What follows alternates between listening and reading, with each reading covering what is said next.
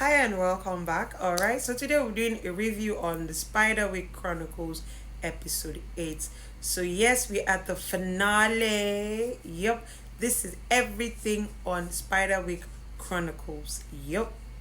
So, if you haven't watched it, please, I urge you to go back, way back, and go watch it, okay? And thank me later. All right, so yeah, so back into the review. Okay, remember Helen just found out about Dr. Brauer being the ogre. Yes.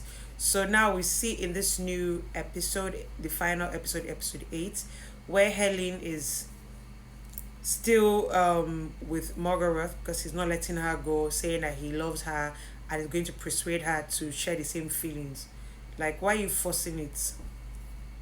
She liked you before, but finding out who you really are did not really sit well with her. So in her mind, she's like, oh my god. So Jared and Lucinda were right all along. Them thinking they were mad or imagining things, but it was actually real.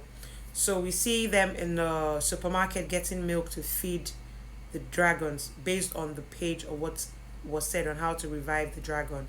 So he's seen in the supermarket buying milk and some other things for himself, and he's talking to the cashier and he's saying, "Oh, you don't drink water?" And she goes like, "No, she drinks kombucha." Like, what the hell is that, anyways? But anyway, he goes like, "Yes, he has sprinkled some mushrooms inside because his mushrooms from himself make other people zombies with mushrooms on their faces." So yeah, so he told her that, and immediately mushrooms start coming out from her face, and he tells Helen they're good. They're good for doing little tasks like moving things from here to there. Very, very rude. Like, you're so rude.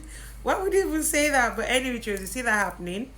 And now we'll go back to the hospital where Jared is there. He's noticing that things are happening, and all of a sudden his door opens and he's looking, okay, what opened his door? Like, the next thing he sees Thimbletack there coming to rescue him. We're like, what's going on? Say he's here to rescue him, that they need to go. So they're moving, and next thing, Thimbletack misses, and next thing he sees his sister, and he's wondering, what are you doing here? She goes like, no need to ask plenty questions. Wear this and let them merge into the mushroom people and leave the hospital. All right. So we see him doing that, running away from the hospital. So they go outside and they notice that, okay, people look at them funny, like, okay, they sense that, okay, they are not mushroom peoples really, and all of a sudden music starts to play and it distracts them, and so the sound distracts them, and they go to the hospital to find out exactly who is playing the music. So when they do that, they quickly run out and they're met with Hatcher and Bree. All right. So he's wondering like, all right, you guys came out to rescue me. They're like, yes, that's what they decided to do, because since they're the only ones awake, everybody's either in a coma or zombies, right? So while they were talking, next thing, Simon comes out and he's like, why is he here? He's a traitor. He's with the ogre and the rest. And then Malorie tried to explain that no, this is the reason why he was with them. He's not having it. He's like, no, he doesn't trust him and all of that. They're trying to make him understand that, yo, bro, he's not with them, he's with us, but he just had to pretend to get information for us to try and defeat the ogre. Yeah. So after a while he ran away and left them, but he came back and said, you know what, let him just give it a try and see what will happen if he can rescue everyone. So we see Simon pretend to tie him up and bring him to the mansion and tell him that, oh, he saw them and this is what they're trying to do. But Calliope did not believe. She's like, that's not true. Like, no, is what he's saying is the truth. That he went to capture them for Mulgarath, for him to know that he really, really trusts and values him. I know. That one's like, oh, leave it, his family, we're family, his mom is here, so the more the merrier, blah blah blah. Meanwhile, he was forcing Helen to dress accordingly to come down and chill with him. But because of that, they took because Jared was there, so they decided to take him up to change so they can have family dinner. So Simon then tries to beg Calliope that, okay, he needs to rescue people, that he knows that this is not what she wants to do, but she should just give people a fighting chance, let them try and save people. So she then tells him, okay, that she will give him more ashes from the dragon, so he can help out people while they leave. So Jared is upset with his mom, trying to convince his mom that she can still fight and help them out. That all she has to do is drink the potion that Auntie Lucinda said to protect them from the ogre. So meanwhile, Simon and Calliope they've gone to look for help from the sprites to help them distribute the ashes around to wake up people. All right, so they're there trying to get people, but she's telling Simon that she doesn't know if they will come out because she smells of death. They know that she's related to death, so they don't want to associate with her. That's why she's like an outcast in the fairyland. So he's like, no, let's keep trying. So they're still there doing what they're doing back in the mansion. Um, Malorie and everyone, they're trying to come in to find a way to rescue everyone, get what they need, get the pages and all of that. All right. But remember, Simon already covered them saying, "Oh, this is what they are doing." So yeah, he sends his what you call them, his mushroom people, like I like to call them, to go seek them out and bring them out. So upstairs, Jared is talking to his mom and everything. Decide, okay, this is what they're going to do. So Thimbletack prepares the potion to bring to the dining table. So they now come down to the dining table while they wait for Simon and Calliope to join. All right. So Olga is trying to tell Helen that she can make Jared um, more approachable, more put together, so she doesn't have to talk too much and all of that. She's like, no, that's not what she wants to say, but that's why you brought him to me to help cure him, and that's the way I can cure him.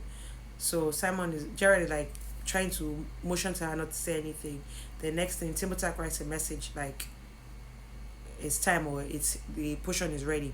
So they do the same way until Lucinda says and drink to become invisible and they vanish from where he is. All right. All right. So then we see Bree come in to try and kill the ogre. It didn't work because she was weak, and the sword didn't work for her again. So Malorie had to take the knife to fight. All right. While they were fighting, um, Jared had the Jared and his mom Helen saw Aunt Lucinda while she was telling them that she had been watching them, helping them not to get killed and all of that. That she's trying to find out what happened to her dad because she knows her dad did not die. So she's trying to find from the city courts what happened to her dad to rescue her dad. So she gives them advice on what they should do and sends them out. So they go out to try and fight and everything. We see Mallory still trying to fight. They they try to fight. So then I said, okay, Timbuta goes like, okay, you need something bigger to take care of the ogre. And for him, that meant the troll under the bridge. So they had to signal for the troll to come. The troll took the ogre and supposedly killed the ogre. But they didn't know that. So towards the end, everybody was happy, rejoicing that, okay, we're finally defeated the ogre. Next thing, the door opens. And what did they see? They see another, they say double ganger of Jared, pretending to be Jared. Say it's Jared. No, it's me. That's not me. It's me. They were having confusion and everything. So he now took the metal to put on his hand and say, "You see, nothing happened. I'm the real one. He's a fake one." And what does Malorie do? Malorie takes the sword and stabs one of the Jareds. Yeah, and they hug each other. Say, "Oh my God, I'm so happy we finally got rid of Mulgarath." And next thing, what we see Jared in the mystical realm. We don't know where exactly he is, but he's there. So the person that they thought was Jared is actually the ogre. I know. I can't imagine what's going to happen in season 2. Like, I'm still thinking of, okay, what can possibly happen? See me saying possible because I'm so excited. Like, I don't even know what to do. But anyways, hopefully we have season 2 next year so we can continue our journey. All right. So don't forget, we're building our community one block at a time. Don't forget to subscribe, share, like, comment. All right. So we can have a conversation of what happened so far in the journey. All right. So, bye.